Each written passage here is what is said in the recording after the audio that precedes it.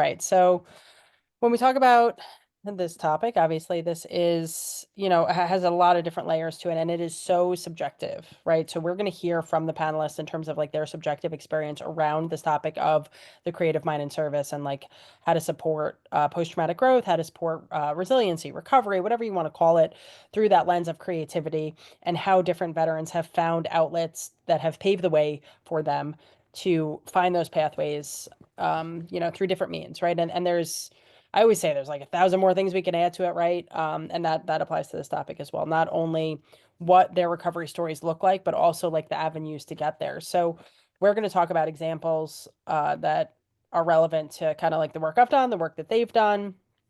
But there are a lot of different ways that we could look at this. And the bottom line is really looking at ways to bridge the gap from areas where there's that potential for growth or the need for growth or kind of like the challenge or the issue that the person might be presented with, and helping them to find that transformational pathway towards like a more resolved, state for them, whether that's peace of mind or creativity or inspiration or purpose or meaning. Like even that blank could be filled in really subjectively.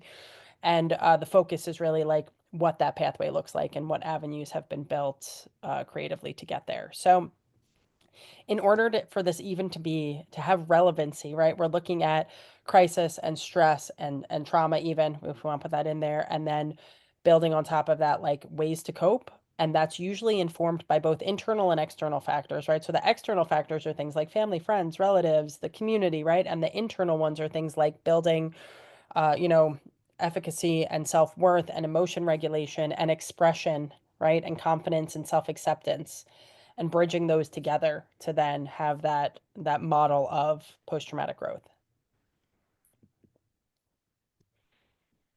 So we touched on, and we started to touch on like effective services, if you will, if you want, we could call it that. And the services can be clinical in nature, they can be community based in nature, and they can also be services that people find on their own. So I believe in the combination of all three of those things to be most effective. I believe that not everything can be done in therapy, and not everything can be done in community, and not everything can be done on your own.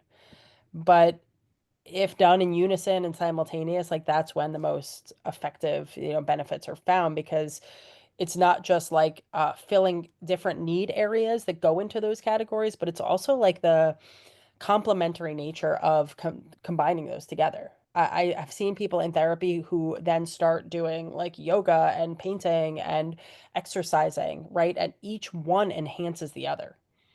So these are not, again, like nonlinear. I keep bringing that up today. These are not linear processes. They're all these like interwoven processes that complement each other and will build upon each other, kind of like these silly little blocks on the screen that I created here. But they all do build upon and encourage and challenge each other, even sometimes. Like somebody could be in their process creatively and then going to therapy, and the therapist might like present questions to them that then they're like, wow, I don't know why I always use these types of tones, right? Maybe that is meaningful. Let me take a look at that. That's going to help build some insight um and maybe some growth around it, right?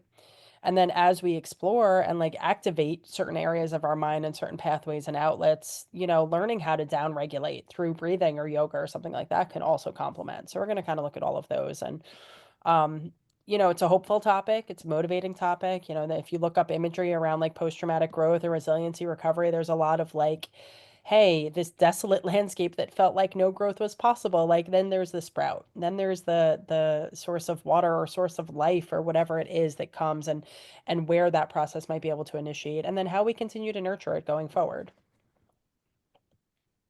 So, it's my job to kind of like do the basic definitions too. So there's more depth attached to the actual panels. But what is post-traumatic growth, right? It's growing from our experiences, supporting each other, helping us learn from the past, right? We all can benefit from this.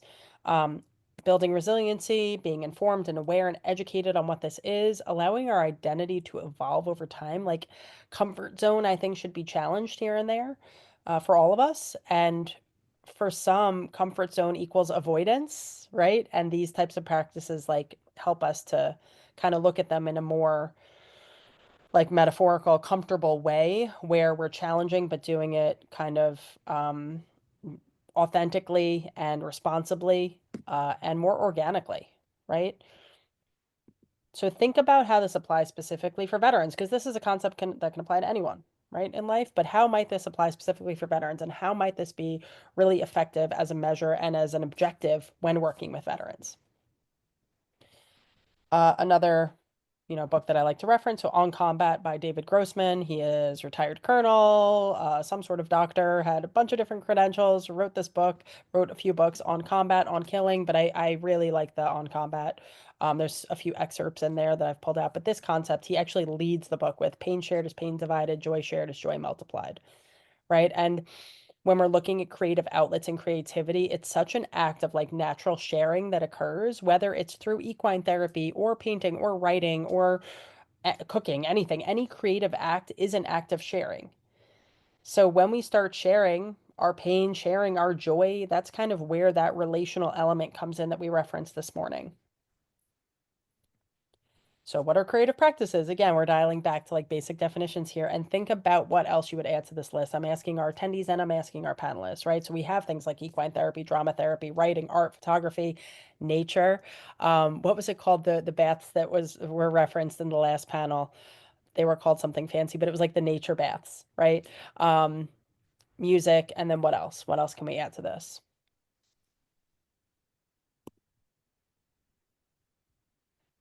Services, resources that are nature-based, are cathartic, that help us to connect with community, help us to find purpose.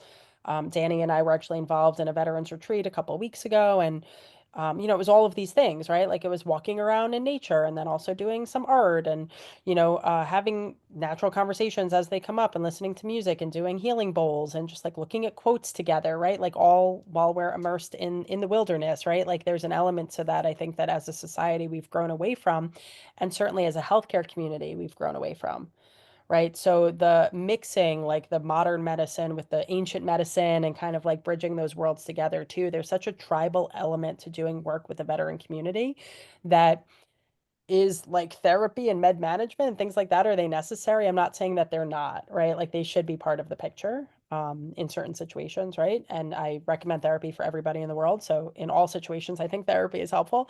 But the tribal element and like the roots that we're getting to here really bring it to again that like warrior identity and the warrior journey in a way that I think is more attached to like the archetypes of what a warrior is and what that journey should and could represent for someone.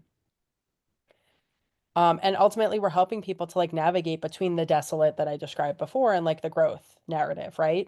Because like we can all get lost in that desolate narrative at times, and the darker our life might feel, the easier it is to say like there is no hope, and look at all of these cracks and this dryness, and like I can just kind of disappear off into that world. But we're helping to kind of like alternate. Honestly, that's the reality. We're not just like walking off into the green pastures and not looking back, but navigating between the dark and the light and all of those different areas. I think the creative outlets are such a beautiful way to do that and allow people to explore. The shadow work is what we call it. I think clinicians, right? Shadow work and explore the darker areas. Externalization is part of it too. So we're talking about the creative process and kind of like some factors as to why that's effective.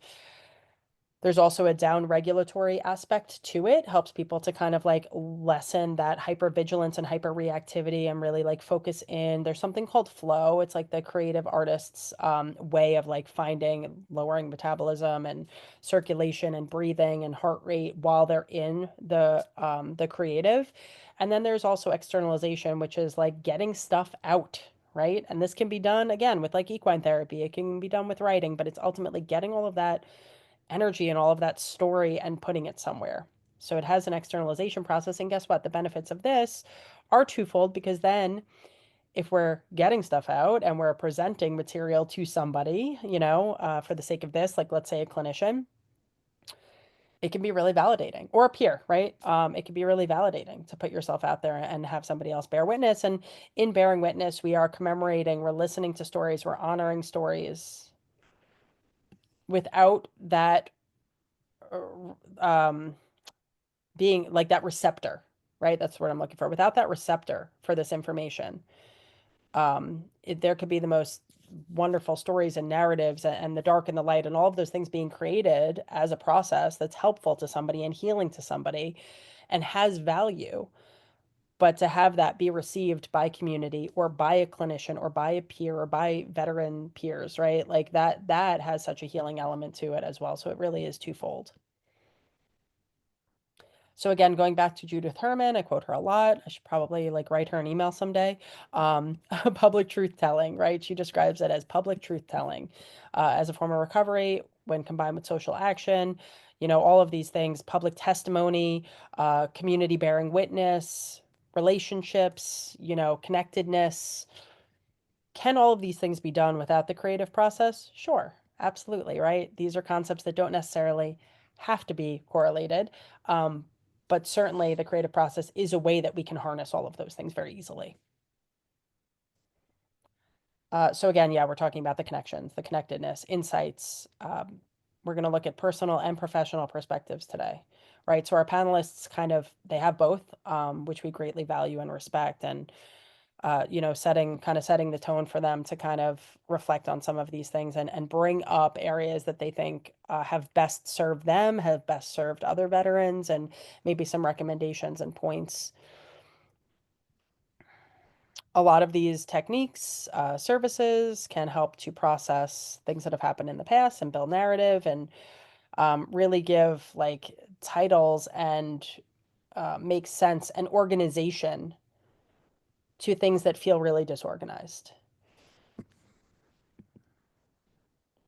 So art as a tool, right? And I use the word art to encompass anything with the creative. Again, like cooking can be a form of art, in my opinion, right? Anything that you are creating and doing and enacting, um, it has a nonlinear component, meaning like there's the relationship between myself and you, right? And I could be therapist and client, or it can be peer to peer, whatever that is. And then you have this third point, which is the creation, right? That's being brought into conversation here, right? And that creation is usually representation of one of the person's experiences, right? Um, the focal point becomes on that in the triangle. There's like a bunch of different points there, and it takes some of the pressure and intensity out of like the relationship between the two people, which is actually a really good thing, especially when we're doing processing around, you know, certain issues that can be heavy and difficult to talk about. You know, projection, we know what projection is, like projecting thoughts, feelings, emotions, experiences, you know, like this, we try to enable people to project healthily, right? And this is just like, again, just a natural way to do that.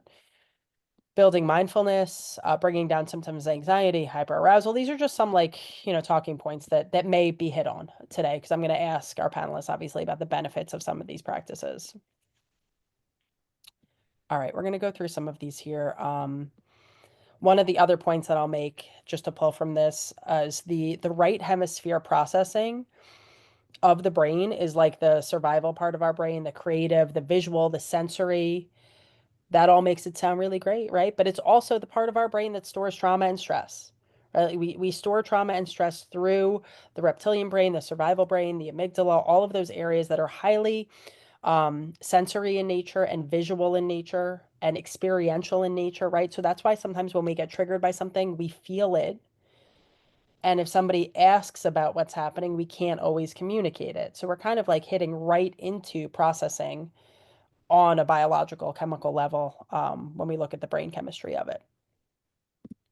All right, we touched on a lot of this.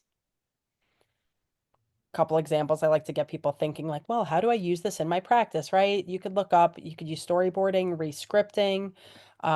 These are just super general things. This is an exercise I do if somebody wants to kind of tap into the creative self, but they're not really sure how. You could do a Venn diagram. Super easy, right? Who am I? Who do I want to be? And then there's the overlap in the middle. There are many veteran clients I've done this with as a simple example because they were like, I don't want to do art therapy, right? And then they end up doing this like elaborate, amazing project out of this very simple Venn diagram. This is an example, and I do have consent to share it, done by a Navy veteran, right? So perfect example. He was like, art therapy, how do I do that? And was able to kind of create this amazing piece. We are also different and need different things. Some people need their mind and their experiences to be activated. Some people need them to be deactivated, right? Like there's so many different ways to look at it in the spectrum of what the needs are and how to match them with the appropriate service. So I think the more that we offer as far as like diversity of services, I just think that I never want to force, for example, a client to do art therapy over and over again if that's not working for them, or yoga over and over again, or CBT over and over again if that's not working for them, right? So the more we kind of rotate and have that diversity frame of mind when working with any population, but specifically with veterans, you'll see and be able to navigate with them what is effective and what to kind of hone in on further. There was one gentleman I worked with for a while, not as a client. We were colleagues, but he was a Vietnam veteran, and he wrote a poem titled "PTSD. Please try something different," and it was all about like all of the things he tried to try to alleviate some of his trauma symptoms. So this slide was just inspired by thinking of him and that idea of like just try it, please try something different, keep trying the creative and diversity and different skills. Other examples, right? Like drum circles, music, drama therapy, enacting, embodying, role playing. This was a quote from a colonel I worked with who had done a lot of drama work. And he said, like, the parallels between that, and service are strong. A lot of people making it happen with sweat, gut, smarts. Like, he was very involved on the stage with doing like larger scale works with groups of veterans. Shout out here to one of our panelists who can choose to go into this further or not, but I did want to reference some artwork and photography that had been done over the years that really inspired me. And you can see like the tie-in and the correlation between images and then meaning, right? Like that's really what we're talking about today. And I find it just so moving to see, like, I hear the stories, I see you all, I know so many of you personally, and you inspire me and really get me thinking always, even after doing this work for so long. But when you see imagery and are able to look at someone's legacy, right? What they're leaving behind, their imprint and like the messaging, there's something so powerful about that. This is a real photograph of like a veteran drum circle at a horse farm. I mean, yeah, there's so much potential.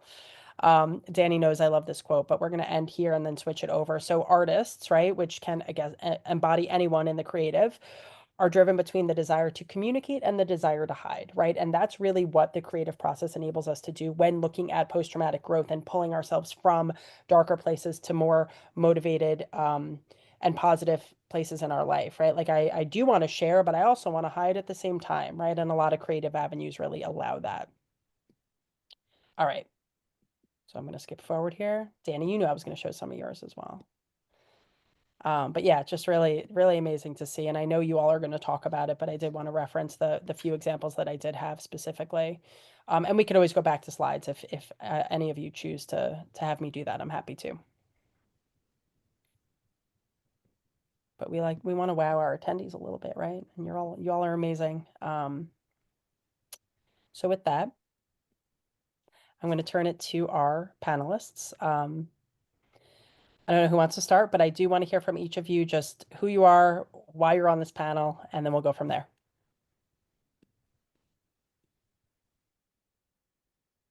Happy to chime in first, Aynisa. Hi, good morning to everyone. Thank you for being here, for showing up. Thank you for this platform, the opportunity to speak and be seen. My name is Donnie Nicholson. I'm a photographer living in Oakland. I have an associate's in art history, a bachelor's of arts in art history, in studio art with a minor in museum studies. And I am also a homeless World Cup champion. Let me dive into that a little bit, if I may. So expression is integral to who I am and all of its uniqueness. Part of who I am is a Cold War era military dependent who was born and raised for a time outside of the United States. I represent half of 1% of the US population. Although I am a non-combat veteran, I have the experience of being face-to-face with Soviet soldiers in East Berlin as a child. The recovery and healing practices I participate in today, respectively, would not be possible without engaging in art therapy, often in the form of my own photography, and the first game I ever played, the beautiful game of soccer. I can now articulate both of these activities in word and action because of how much time, academic study, and practice I've hurled myself into. Part of my journey of speaking out included picking a fight with the Department of Defense via my application for discharge upgrade. I would eventually direct and submit as evidence a short documentary of some of the experiences called the World Cup Project Chile. You can find this on YouTube. One day in April of 2000, I woke up a Navy sailor. That same night, I slept in my car as a homeless veteran. Discharged as other than honorable from the Navy not long after re-enlisting for a bonus offered for my rate. The help I needed was met with silence, so I turned to MDMA for relief when nothing was offered. My captain disregarded my rights to due process under the UCMJ during my mass in front of the entire senior staff, and no one spoke up. Not the chaplain I had repeatedly asked for help from, not the medical officer who labeled me as a malingerer for asking for assistance. They never opened my service record. They didn't know that I was a highly valued technician at my previous command. They didn't know that I was the former leading airman of the Navy's Aviation Technical Training Center in Pensacola. They didn't recognize that I was asking for assistance. They didn't know that I had incurred trauma from previous medical services. Regretting having asked for help, I abandoned the idea of anyone genuinely wanting to help, even stopped playing soccer, my first team sport. I eventually made it to my mother's home in Texas, but with zero access to any veterans' health benefits or services for mental wellness, my condition and living situation deteriorated for more than a decade. A chance reintroduction to the beautiful game of soccer in a homeless shelter was life-changing. It was a life and job skill program offered by a nonprofit called Street Soccer USA in New York, and presented an opportunity to fall in love with the game on a deeper and more personal level. There is a visceral sensation of freedom when playing. When I run, I can stop time. I can fly. Since 2010, I've regularly engaged in a simple activity of kicking a ball up against the wall. In this process, I alternate kicking the ball between my left and right foot. Not unlike the sound of a heartbeat, I tend to find a rhythm in between the wall and varying parts of my feet. The sound is hypnotic. The sound of the ball leaving my foot, the sound of the ball hitting the wall, the sound of the ball breaking through the air, the sounds. The precise application of pressure from my foot makes a particular sound when proper contact is made with the ball. In the early days of perfecting this activity, my world was at its lowest. And while attempting to engage in this activity, many emotions came up. Emotions I had not felt in a while, or new emotions, trauma, fear, anger. When this happened, I couldn't control the ball. My adrenaline and cortisol levels skyrocketed. I couldn't kick the ball straight at the wall. It would bounce everywhere but to me. So then I refocused, and for a while I had control of the ball again. Each day I practiced this activity, I felt better the next. In some odd fashion, I had sorted out a few of the unwanted ruminations causing me to lose focus and control of the ball. The wall, or maybe the activity itself, became a mirror. The ball I gave to the wall would be returned in the same fashion I gave it. Didn't make any sense at first, but I couldn't get enough of it. People around me could see the development of the skill impacting how I interacted with players on and off the field. This went on for more than 3 years before seeing a clinician in a medical setting. By this time, it had been more than 4 years since going cold turkey, off an ever-changing list of antipsychotics, antidepressants, addicted benzodiazepines, the list goes on. Between 2012 and 2014, I had the honor of representing the United States, my country, in multiple international tournaments. During my first international tournament in the Zocala, also known as the Plaza de la Constitución, in the heart of Mexico City, I met a dear new friend, Peter Barr, of the Homeless World Cup, and was later interviewed live on BBC Radio. I spoke to the entire world about what it was like to be a homeless veteran in the richest nation on the planet.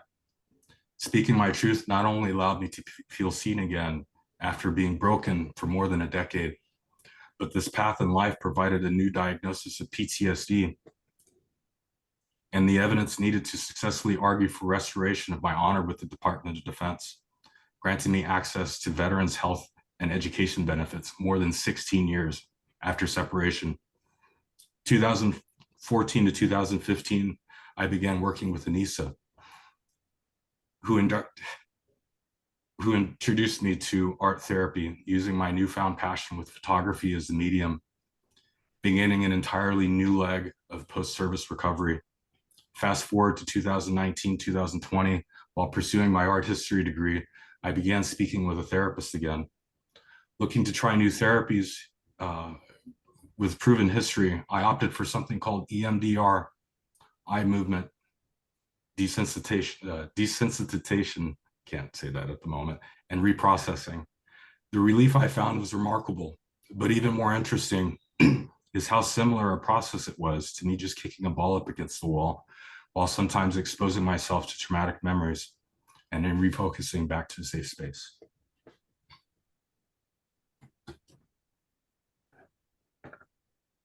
How beautiful, Donnie. That was awesome, Donnie. Thank you. Wonderful work. Shout out to Aynisa for inspiring our therapy. She is a healer amongst all of us. I don't know what I would do without her either. So I understand, Donnie. I understand. But that was a beautiful story and a real depiction of what veterans are facing when they transition out of the military back home. So thank you for that. And he made me cry a little bit, so points for that. Yeah. Dani, do you want to jump in? Sure. Do you want a minute, Donnie? So you want me to jump in? You're good? Yeah, All right. please do, please do. Sure. I definitely resonate, obviously, with your story. I have worked actually as a coordinator for the SSBF, so supportive services for veteran family members with homeless veterans. And it is, you know, a very humbling experience. I have also faced homelessness in my transition from the military. It took me 10 years to find that post-traumatic growth as well. And, you know, I really can say that it takes a very long time and it takes a lot of confidence to keep trying. And I also was on many medications, and I'm not a soccer player, but I feel like we may have lived similar lives. I am an artist. I'm very grateful to be an artist. I was accepted into the School of Visual Arts at 16 for comic book illustration. And I was 14 when I fought the Board of Ed in Northport, East Northport School District to be the first female wrestler. At the time, they didn't want females and males to wrestle together. And I said, absolutely not. I want a chance at this. I was horrible, but I tried it, which led on to 2011 when they opened up the opportunity for women to be in combat support arms, and I joined the military police corps, where I was one woman in a 40-man platoon, and I kicked ass and took names every day. It was the most fun I've ever could imagine. I was a range, we taught the ranges. I was a team leader at E3. I pretty much had the most intensive 3 years straight possible until I got badly injured and became pregnant. And that was when I became that malingerer. I became that shitbird. I became that fallen soldier who was once the best and now is in the gutter, and nobody even remotely looks down, and they just keep marching on. So it was a very hard transition when I got home, and I wasn't welcomed. But one thing I did have was art. I've always had art, even as a small child.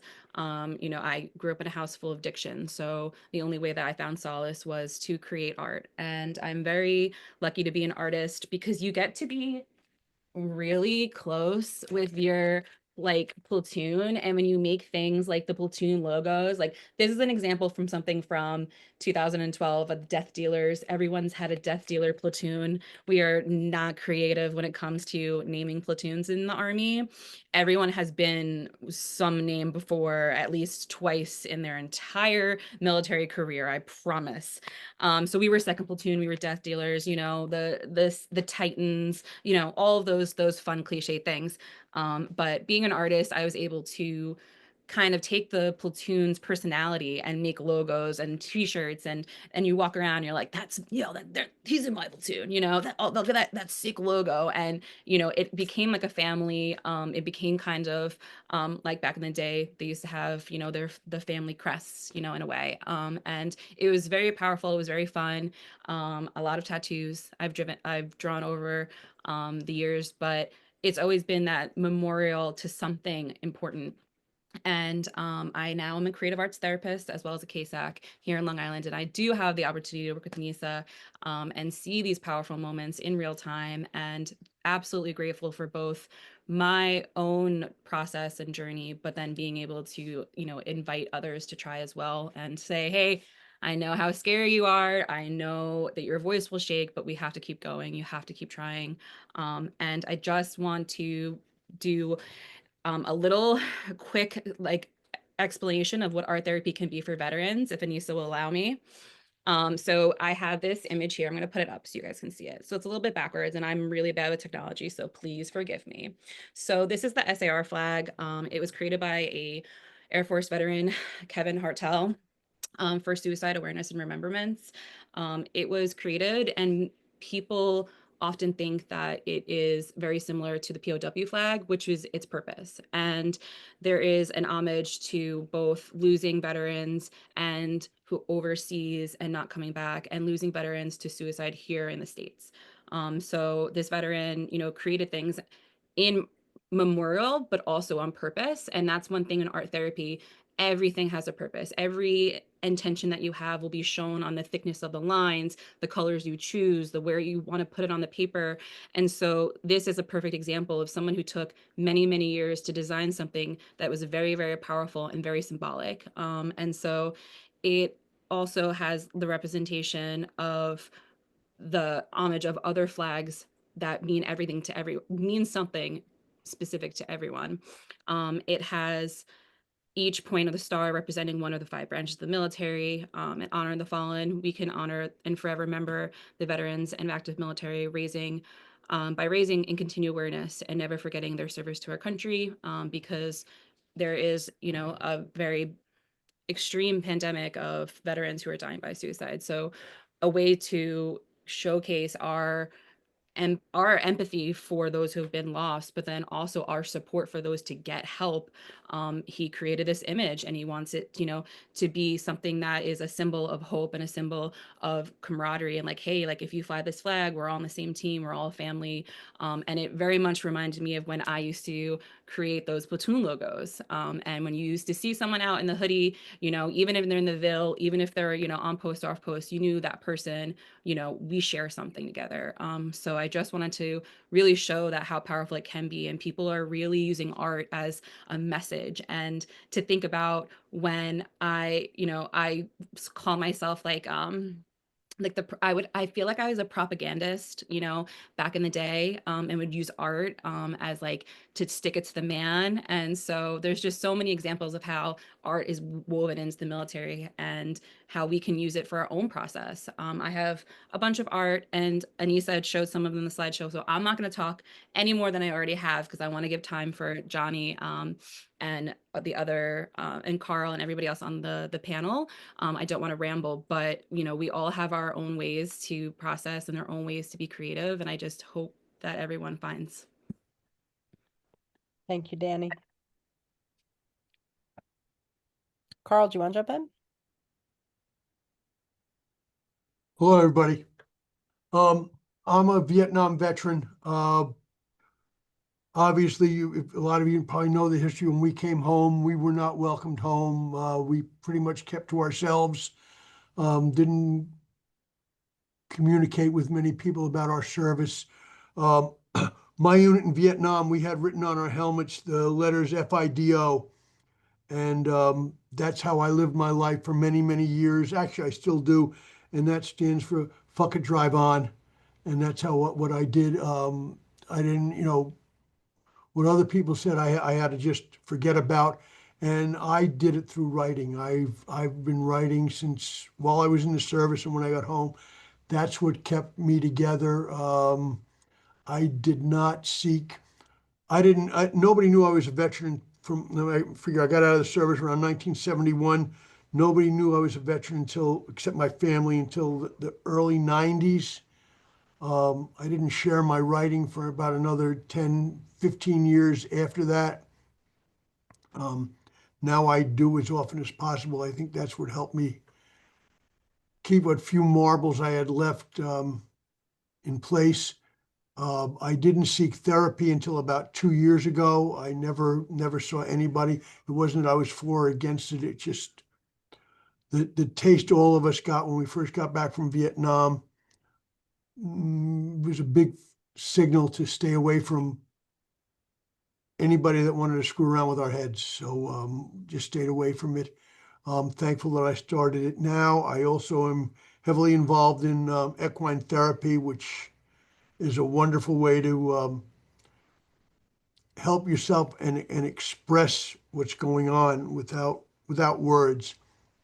Nobody hasn't done equine therapy probably wouldn't understand that, but it's a big part. I'm a horse handler, and my job now, just so for the last 15 years, I've been a veteran service officer here in Putnam County.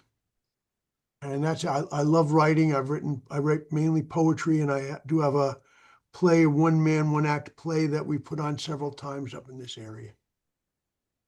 That's about all I have to say right now. Thank you, Karl.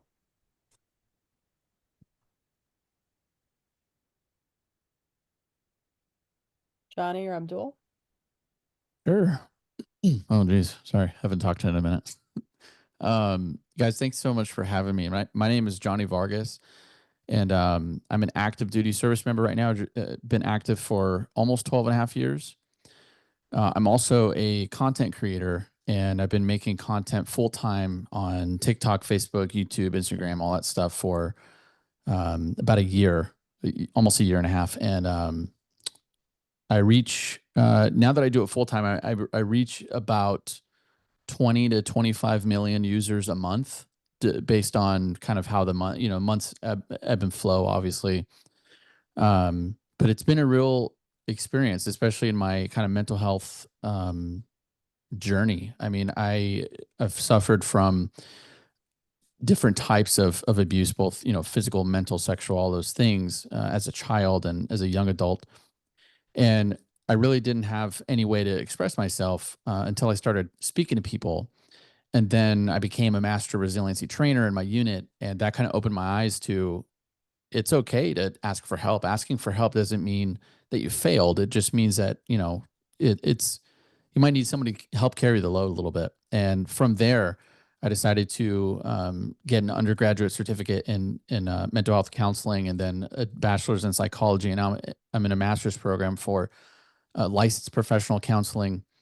And now with this reach on social media, I mean, I get stories every single day, and in my TikTok inbox and Facebook, Instagram, of people's struggles. And, I'm able to share messages and stories and videos online that kind of tell my story and share how I've overcome some of these things. And, some of my videos are they're about military news and veterans benefits and just funny, silly skits. But when I feel like it's necessary, I do talk about different struggles I've had and faced. And I tell the stories of people that obviously they want to remain anonymous, and that's fine. But I tell their stories, and I am able to kind of get that out there and show people that, it's okay to express these things. And, me being active, I'm in the thick of dealing in real time with these struggles that myself and other soldiers are having, and also the obstacles. I mean, to be seen by behavioral health right now on post, depending on where you're at, is tough. It's really hard. There's huge wait times. There's not a lot of money or resources there, but also it paints a large target on your back. And, over the years, it's been less and less of a target, but it's still a target nonetheless. And people are not getting help because they're afraid of how it might affect their career. And I know that's been the story for a long time, but even so, now compared to 10, 15 years ago, the story hasn't changed. I mean, people are just neglecting to say things because of the fear that others are putting in them of, hey, this is not, this is going to stop you from doing that. You're going to get flagged. This is going to happen. I mean, I'd rather be flagged than have a flag laid over my casket any day. I tell soldiers that all the time. And so yeah, that's why I'm here. I'm kind of dealing with it. And my bio, it said I'm also a content creator for the Pentagon. The Pentagon reached out. They're actually leaning into social media finally. And they're like, hey, you guys have a large reach. We can reach more people and talk to people. And I said, yeah, I know. We're aware. So the DoD is trying to use social media now for good rather than just avoid it overall. But yeah, I'm just happy to be here and happy to be included. Thank you so much. Johnny, what you're saying is so real. I was an MP, and when I had to respond to suicide, I had to respond to homicide, I had to respond to wicked car accidents and soldiers dying. I wasn't allowed to go to see mental health because if I got flagged, that would take away from the mission of Right. the safety of the base. And so MPs were always discouraged to ever talk about what was going on. We didn't have like debriefs like they do in the movies. You just go off shift back to your barracks room, and a lot of it is met with alcoholism, and because of the regulations and not being able to talk about those things, that also puts a barrier, as well as you were saying that there's not enough clinicians. I wonder if they got more funding and programs to have different types of people to talk to in this clinical setting that's confidential. They wouldn't be worried about being flagged or worried about losing their weapons, because as a soldier, that was your main function, right? And you can't be taken out of the mission because it takes you out of the bigger mission. And I remember that being a really big problem, because I was older when I joined, and I was like, I really know that I'm messed up right now, and I don't want to be this bad. I want to process. And they were just like, don't you dare go to mental health, girl. Don't you dare. So, I'm glad that they, at least talking about it. The resilience program you were talking about before, I remember it was, those are great allies. Just to see men speaking about mental health is a huge, positive outlook too, and influence. So I'm glad to see, men on this panel, because it's something that is, really needed right now, is that honesty, that authenticity, like what's going on in real time. So thank you for, sharing that and what's going on in our actual military, because we are veterans and we work with veterans. And so they're two completely different worlds. And hopefully you can be that brand that, can close the gap. Thank you. Yeah.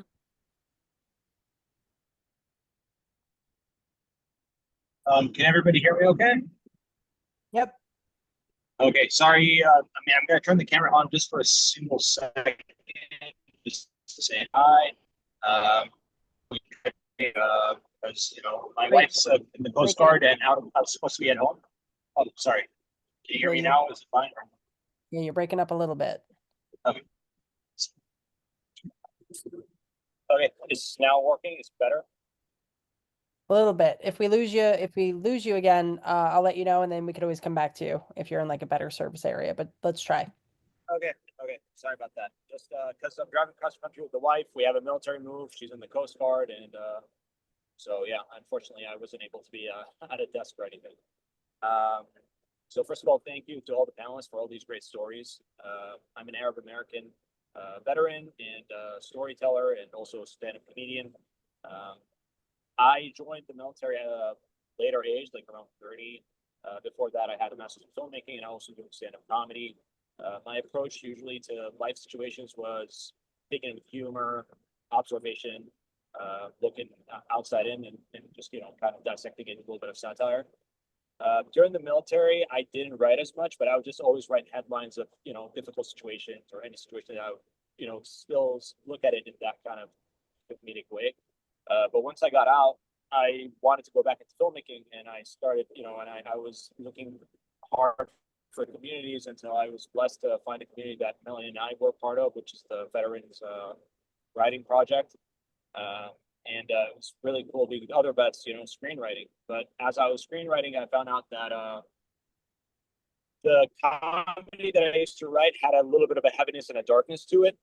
And I think that those, few years that I had in the military kind of almost shaped, not even shaped, but definitely changed the tone of how I write. So I started going to more drama talk about different stuff. And then because it was more long form than just sketches or bits or whatever it is, I was able to kind of, resolve, not even resolve, but reimagine situations that I was in and see how the characters would take them left and right.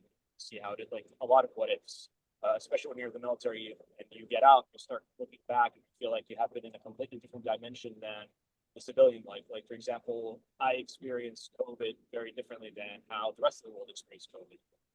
In the military, it was a little bit sheltered, and life kind of continued. Maybe for 2 weeks to 3 weeks, we didn't work out because of COVID. But then after that, because of service, we had to go back into it. While the rest of the world, we're freaking out and all that kind of stuff. So it's kind of bizarre. And also being Arab American, there's always that kind of divide because there's the Middle East and there's the U.S. and the issues and stuff like that. So it was, it definitely through writing different characters and from different parts of the world and making one character, let's say like fully American in terms of not having any Middle Eastern background, or making a character fully Middle Eastern, I was able to kind of navigate those two voices within me. But it's just, for me, I take screenwriting in some way, of course, it's like it's a profession, but at the same time, I do take it seriously where I'm trying to answer a question that I have inside me. And especially, lately being also a Middle Eastern or an Arab veteran with what's going on in the Middle East and all that kind of stuff, and just seeing how, kind of like feeling,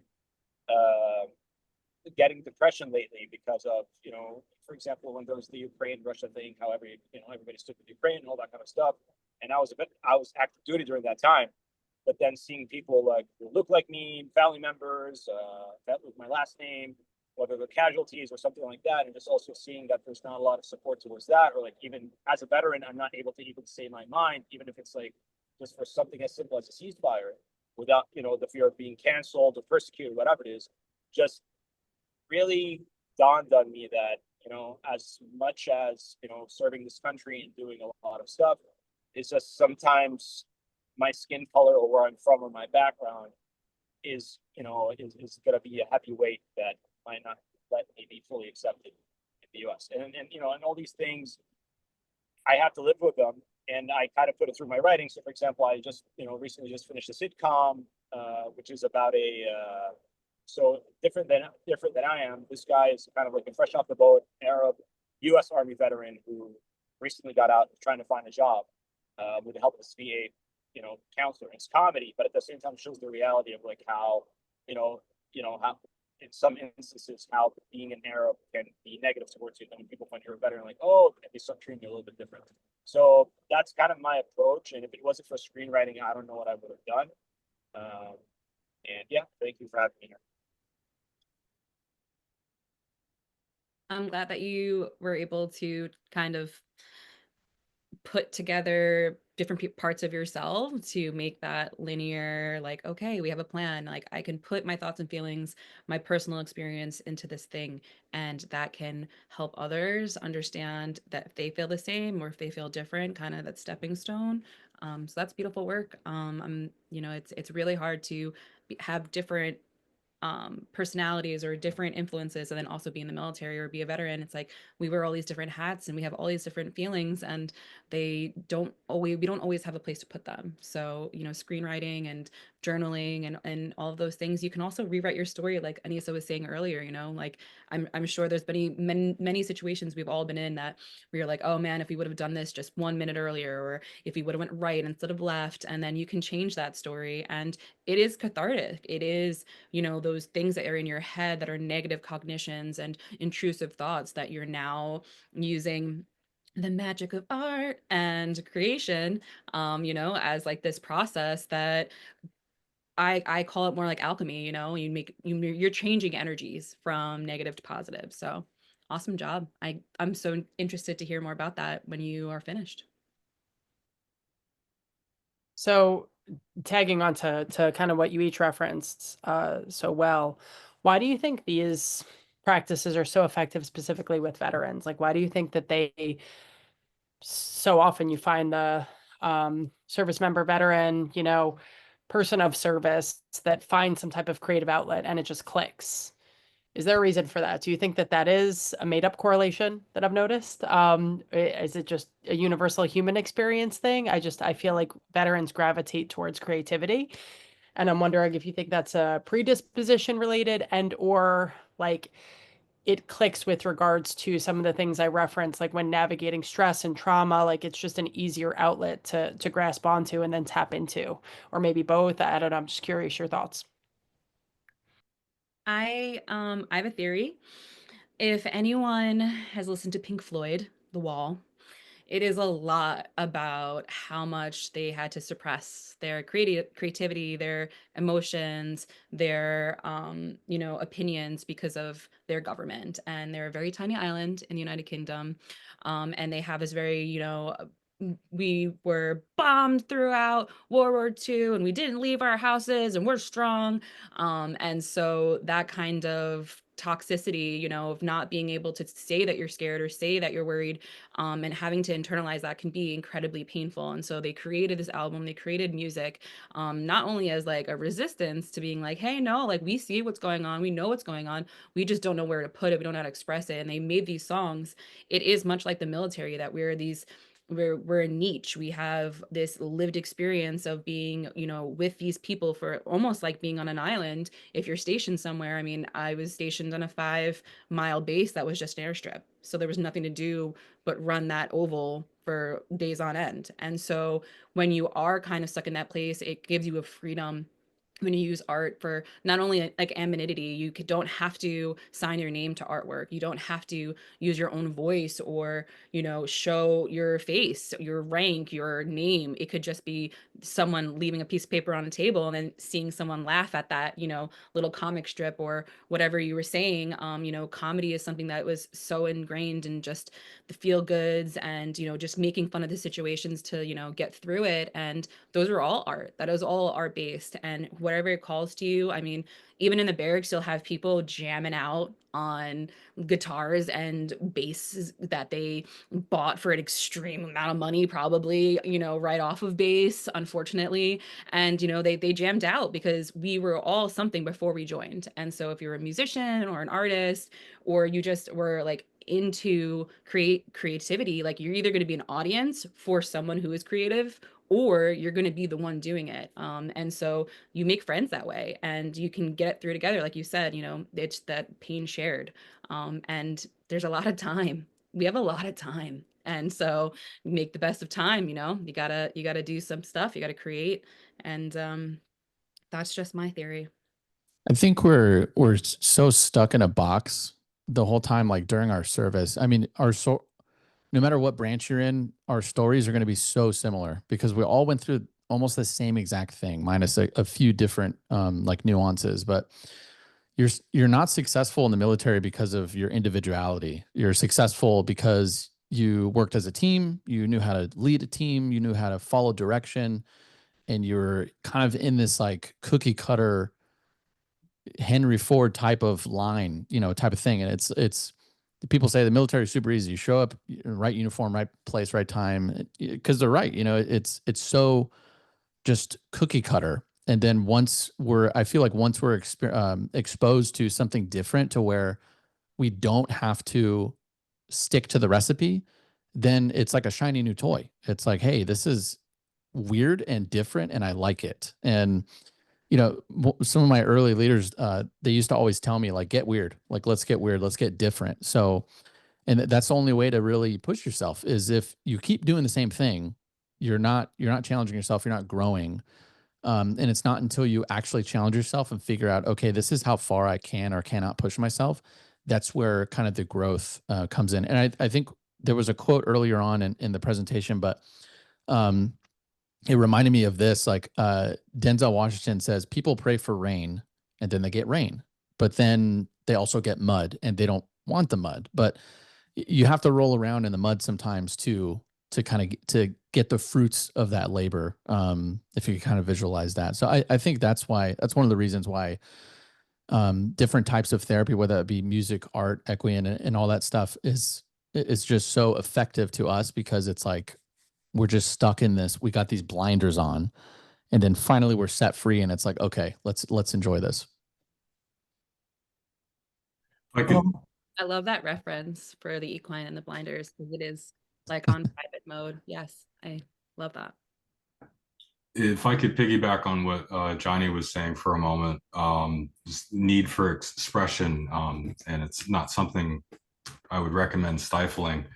In art history, we look at the history of people wanting to communicate beyond themselves, right? Beyond spoken word or a chirp or a sound or a song, you know, passed down, you know, this happened to so and so, you know, oral history. People have been expressing themselves in a number of manners, from cave wall paintings to logging their history in the bowls that they make. You know, people want to convey and to others, and I think that's because we innately have a sense of empathy. When we make eye contact, with feeling judged or not judged, accepted, not accepted, loved, not loved, you know, based on what we recognize from someone else, which is also like recognizing a part of ourselves, right? So when I produce art, it is a sharing of my narrative in hopes that someone else will empathize with my story, because I don't want to feel alone in my pain. I come from a unique situation where I represent a very, very small part of the United States. Most people have never met a military veteran. Most of my doctors had not met a military or military dependent. So the psychology works a little different. I am alone in a world where I wasn't raised in this country. I don't have a birth certificate. I have to go through the State Department. I have to convince people that I'm not Asian, but that I was Japanese. These are situations that people aren't exposed to very often because I had a dual citizenship. It's easy to carry on a narrative without exposing yourselves to the nuances that are the human experience. And kind of, well, they belong in this box, or if they don't belong in this box, like, we don't know what to do with it. I think people want to be seen, and yeah. It's hard to be seen when you have to be dressed right dress and that everyone looks exactly the same, everyone has the same haircut, everyone's wearing the same uniform. And so it's like differentiation is not something that the military wants. And so often also when we get out, you know, we've got pink hair and piercings and all of the things, the freedoms that, you know, people forget we don't have when we're in. We can't paint our nails, from speaking for a female, you know, we can't paint our nails, or at the time when I was in, you couldn't have even cornrows, you know, that was seen as not in standard. So being able for autonomy and choice is huge when people get out too. They want that ability to say, I want to do this and I can do this. Time to get weird. Very weird. All the weirdness. These are great answers. Anyone else have I keep cutting off Karl. I'm so sorry, Karl. Please speak. No, I was waiting for my phone was ringing and I was waiting for it to stop. So, I look at it a little bit simpler because I didn't look at it as therapy at the time. My memory from when I was in the service was basically, it was suck it up, buttercup. There was nobody you were allowed to complain to. Nobody you were allowed to, you know, if you had a problem, hold it in. I'm guessing it's still the same. I don't know if it was as bad as when we were in. I mean, a lot of times you just go tell the chaplain. I wrote not for anybody else. I wrote just because I needed some sort of outlet. I needed something. I never expected any of my stuff to ever be read by anybody. But I guess in hindsight, it kept me, like I said before, relatively sane. I don't know. I didn't think of it as therapy. I didn't do it for therapy. I did it maybe for survival. I don't know. But it was mainly, I had nobody I could talk to while I was in the service. And then when I got out, who am I going to talk to? I told my wife a little bit, but not much. My kids were too young. I actually have a picture of the first time I showed a whole series of photographs to my wife and children. I mean, I just didn't show it to anybody. So I didn't do it for anybody else. I know a lot of guys say, we wanted to express ourselves. so people hear us. Now that's important to me, though. I feel that if some other veteran hears me speaking and, you know, reading my writings, that maybe they'll write, maybe they'll tell their story, because we're losing too many of these stories that are important for the real history of the military, not the scholar's history of the military. Totally. And even with Donnie with the photography, like for me, it was never for me, I didn't think of it as documentation. Even though I was an MP, so like I was out there sometimes taking pictures, just in case. But you know, it was really just like this was real, this happened, I was here, you know, and like and just the beauty of the places that we go to. Like when I was stationed in Korea, I was actually in the same exact foxholes that my grandfather fought in Korea in the Korean War, as a Marine, and to like have his photos contrast with my photos is this beautiful thing that not many can say that they've had. You know, I'm a third generation, and I was in the same place, the same spot as where, you know, my grandfather could have died, but he didn't. He survived. He was a chosen frozen. If anyone knows Marine culture, 3,000 went in, 300 came out. So they, you know, he had that ability to keep fighting, and because of that, I was born. And so to be there is like, it's this momentous, and being able to look back on your friends is really important. So I just say, like, cherish those photos, cherish those videos, you know, because it was a time in your history, and it is something to look back and say, I did that, you know, I was there. And if you don't have things like a birth certificate, or if you don't have personal items, especially being homeless, like photos will be that will be gold, you know. And this is me, this is who I am. So photography is incredibly valuable. So I'm glad that you were in that, you know, that space too, to just document what you've experienced, what you lived through, who was there. You know, I've had times where I've tried to think back at people I've served with, and I don't remember what they look like, and I get really anxious, and I'm like, what do they look like? What do they look like? And then I can go back and see, you know, pictures, and then be like, okay, that's what that person looked like, and it makes me feel validated that, you know, my experience was real, especially when things like Pete Hegseth taking women out of military combat roles, but we're not going to talk about that.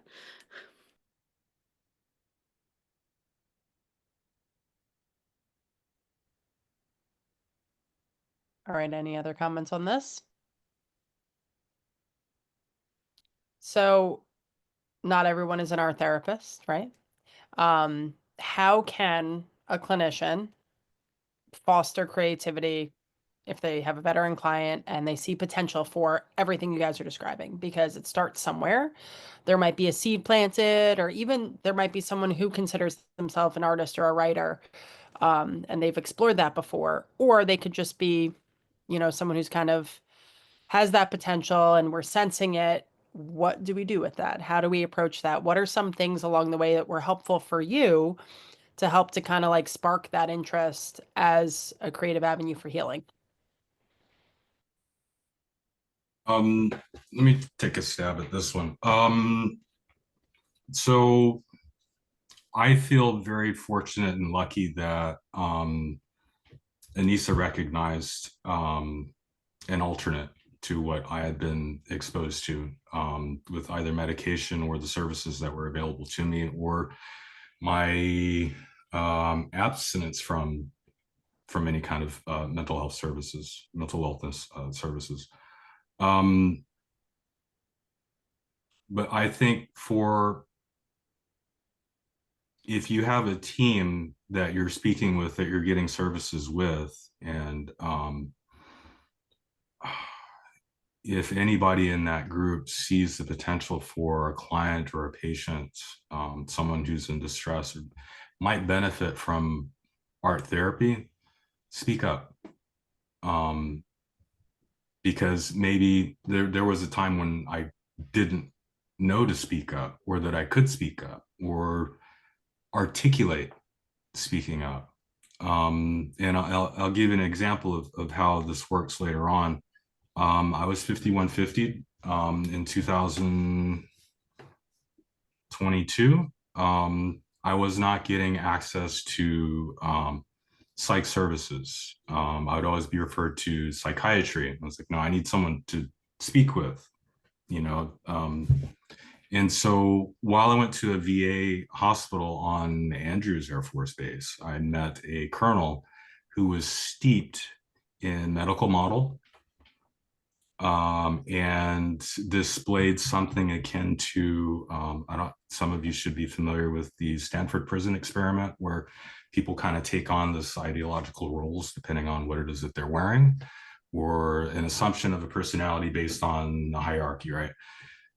That's illegal to do. That's how impactful that study was. And the doctors and the clinicians who were performing that study didn't consider them to be part of that experiment and observation as well, and how that contributed to the culture of what was happening. So I found myself in the situation where this colonel, active duty, was treating me in a negative way while I'm asking for help. And this is me reliving my trauma from 2000 when I had this similar experience with my captain. And I spoke up for myself. Because I had been empowered to before. So, you know, you start with one Lego, a cornerstone, and next thing you know, you've got a fortified house. But it starts with someone speaking up. So if you don't see the patient or an individual speaking up, say something. And be open to new possibilities. We're not all subject matter experts in what we do. And so be kind of curious to find out what's holistic therapy, what's art therapy, what's equine therapy, so that you know that variety of being able to ask for help in different ways, but also who to go to. Be familiar with who's in your areas that you can refer to. Like, referrals are huge, you know. Don't be ashamed to be like, I don't really know much about art therapy, but I know that Military Resilience Foundation does, you know, these different art therapy retreats. Say that, you know, be involved in your own community and look for those things that veterans can try in their own community and experience. You know, we don't always have the opportunity to see things in our site. So someone wrote in the chat about community care. Yes, ask for community care, you know, use your benefits. But like Donnie was saying before, if they have an honorable, less than honorable, other than honorable or dishonorable discharge, they won't have access to even try community care because they don't have access to those abilities. Like he said, just psych, and just having psychiatric medication is not talking to a counselor and processing or being in these places that he needed to be. So, you know, that's where our status, that's where our providers need to be advocates for us, and we need to be advocates for ourselves, and have, you know, the resources out there to use. So definitely be as resourceful as possible. Be curious, look online, see what's trending, you know, see what's working for other people, because it just may not be in your purview of what you do specifically in the counseling session, and that's okay too.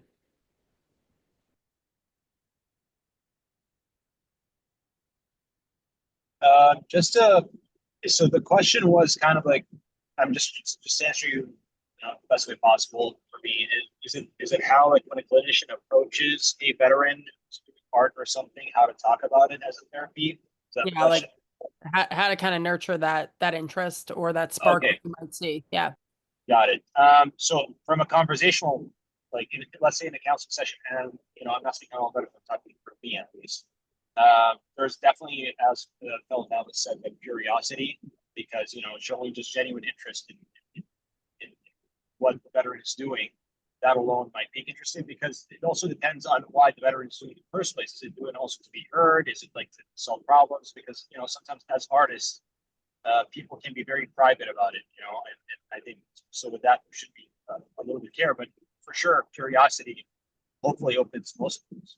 I think also, especially for people who are doing art and they're not realizing that while they're doing art, that is actually therapeutic or doing something. I would say some of the questions would be regarding the process of the art itself. So, for example, whether it's, you know, after the completion of the task or before the completion of the task or during the process itself, just asking the veteran, like, you know, what are the emotions that they're feeling and stuff like that, and hopefully that can, you know, make the veteran a little bit more aware as to the process, and then that, you know, could also be like, oh, actually, I feel an inner peace here, and whatever it is, and slowly that might, whether subconsciously or whether through the clinician themselves, that could kind of like start nurturing that process more and more, if it is becoming beneficial to the veteran themselves, because at least from my end, when I do art, I do feel safety, and I do feel at the same time that it's something for me that I'm doing, because nobody else is really. I mean, because right now, at least, it's not. I'm hoping it to be a 9 to 5, but sometimes there are stuff that I'm not commissioned, so nobody's forcing me to sit in front of the keyboard and just be alone and just have some music and do it. But it's just I'm doing it for my own, and then through these questions and hearing other people talk, it's just I'm starting to become more aware of what I'm doing, and hopefully that way I can strategize more how to get the most out of it for me, at least, in solving solving my own problems, or at the same time going through my own memories and emotions and stuff like that. So yeah, I don't know if that's helpful. Yeah, great. Thank you.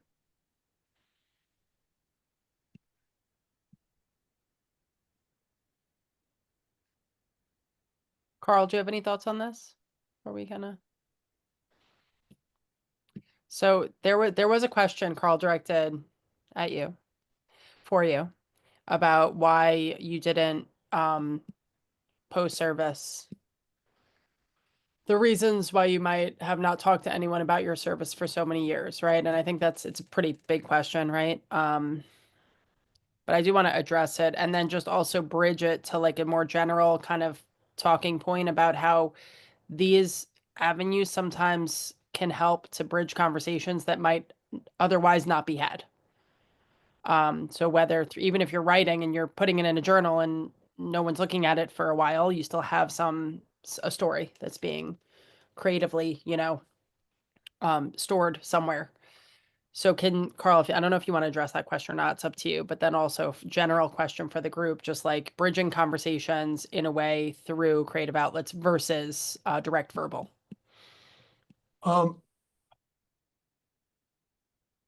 The simplest reason why,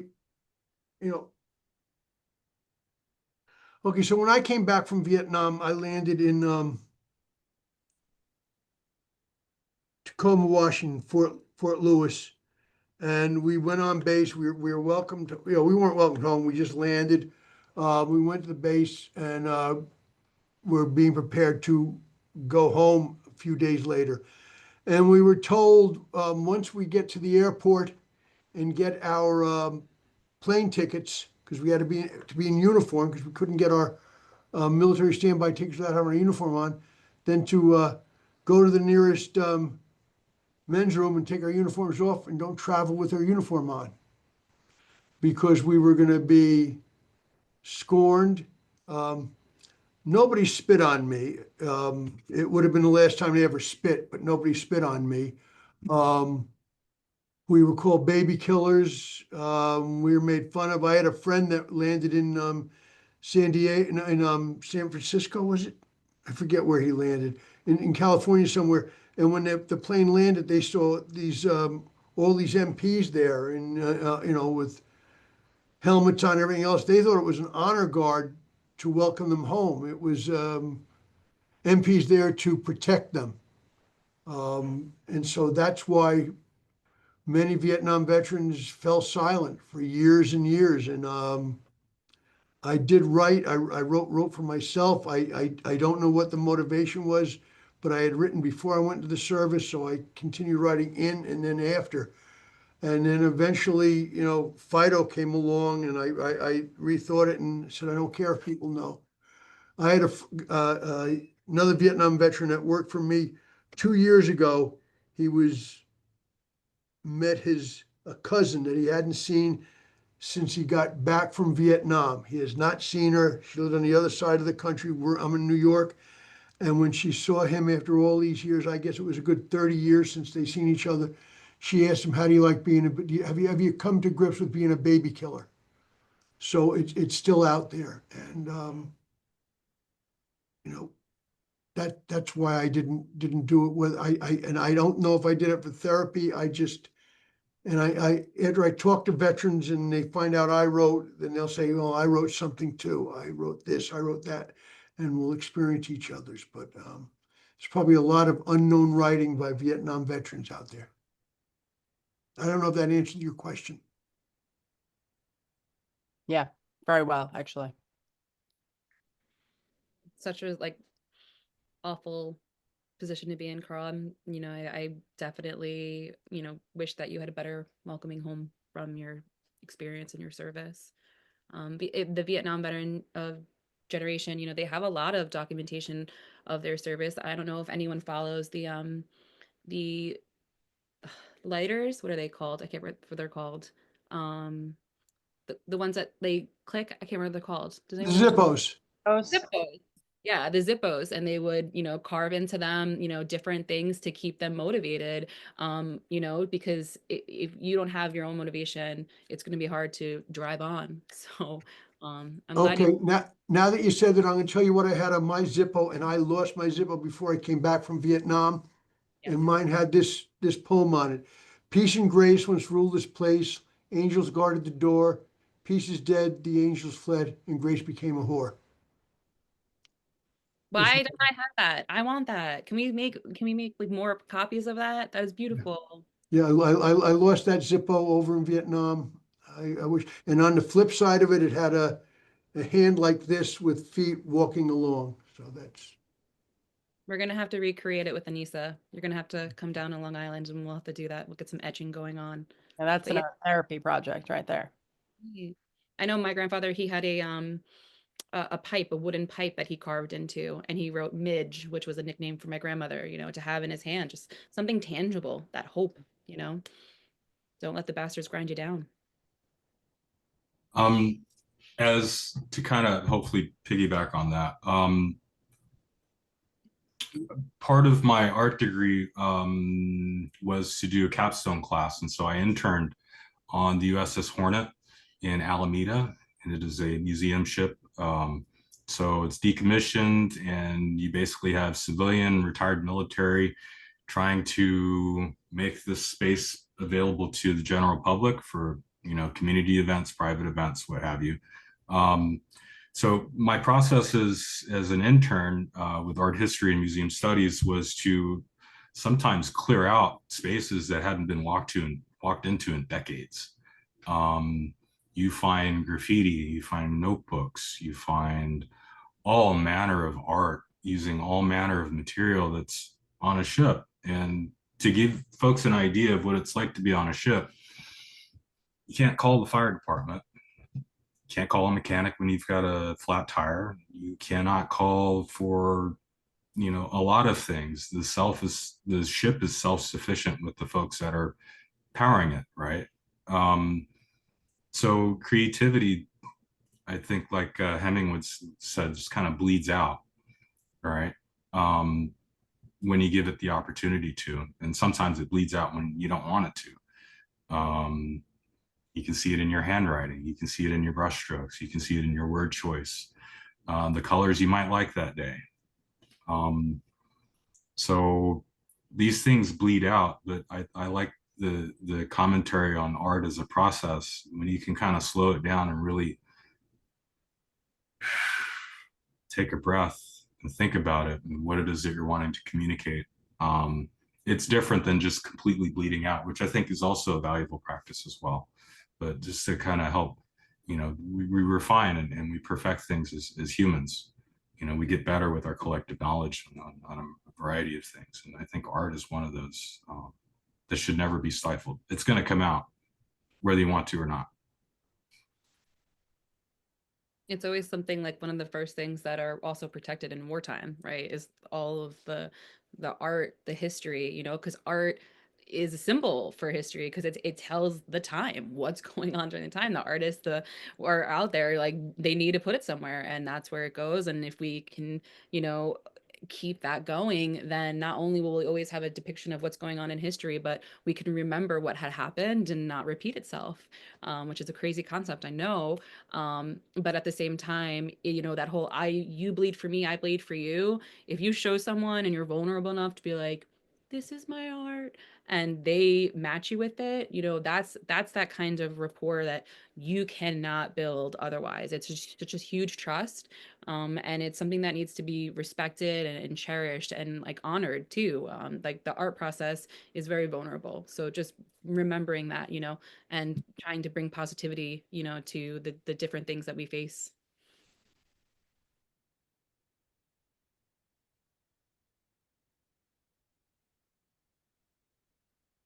All right. So I think we have time for like one more question.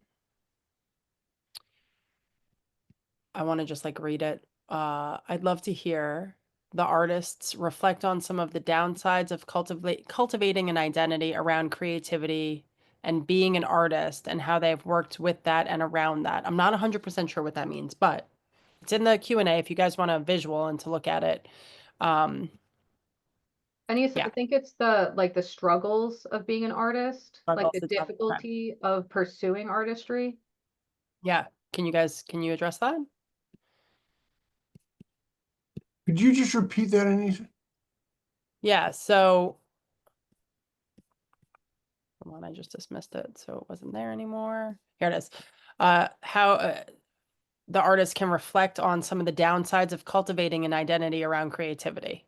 So, yeah, some of maybe the challenges of being an artist, and how you've worked around that. This is going to be very strange, but until recently, and I know I didn't even consider what I did art. So for me, that's a strange, I wouldn't know how to answer. I really didn't consider, it was just how I wrote my thoughts down. I don't know that I considered it art until very, very recently.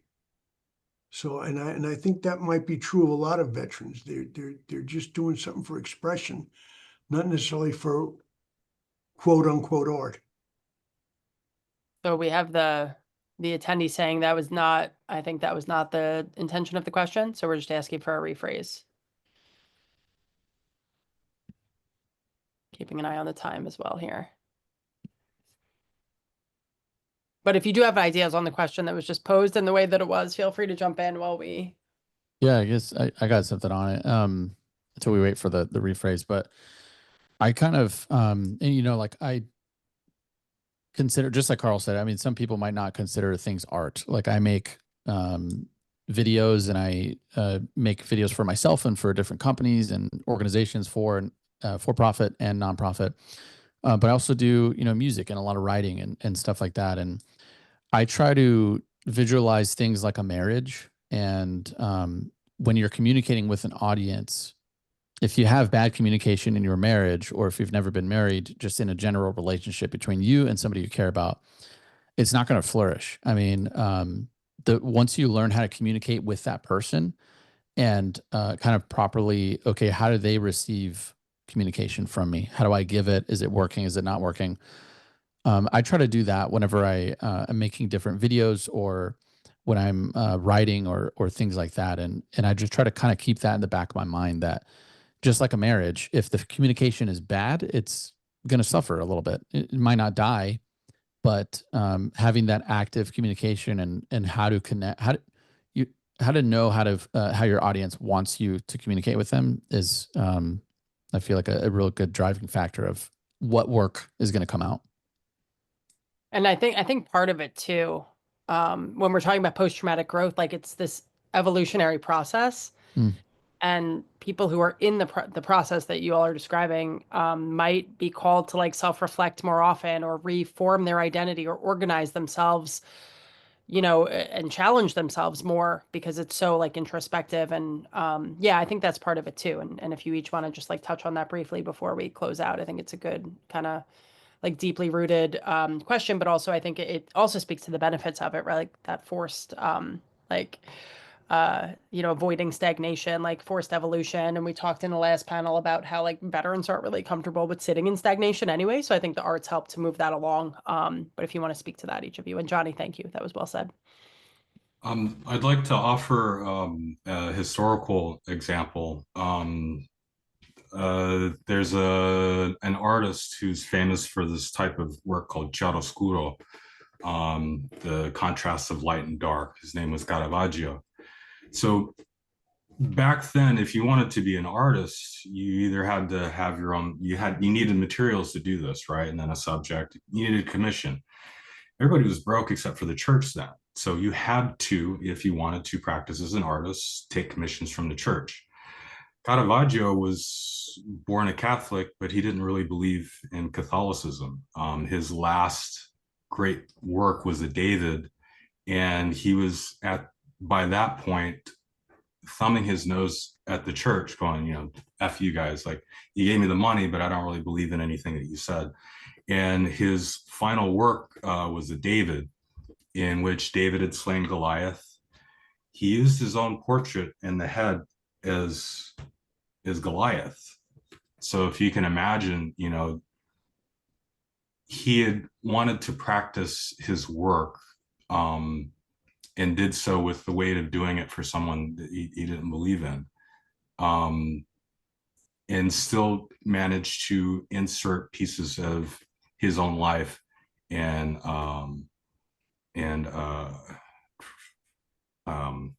life experiences. As an artist, I often feel like that, where I'm just putting myself on display, killing the giant that was my fear, killing the giant that was like repression. Like, I'm putting it on, like, I killed this thing. Look at it. But it's me. And I feel like I often set myself up to be interpreted in a variety of different ways, right? You know, regardless of my intention, I'm still putting myself on display for others to view and judge, you know, potentially. I see a lot of artists go through through a similar process, where it's like, you know, you're putting your entirety online for people to judge, you know, whether you know it or not, depending on the audience. That can be received well or not. But you don't know until you start to get the feedback. And even sometimes I still have that imposter syndrome. Like, I know I did that, but did I really do that? That was awesome. We're really short on time. Does any other panelist have like a burning answer to this? I think that was so well. What a great visual metaphor that Donnie gave us to answer this question, right? I'd say no notes aside the bravery that it takes to put yourself out there and be judged. So you all have to have that big confidence and that authenticity, like, this is my work and this is me, and I don't care how it's received. Like he said, it's what your intentions may not be what's received, and that's okay too. Just keep working, you know, don't let it distract you, don't let it discourage you.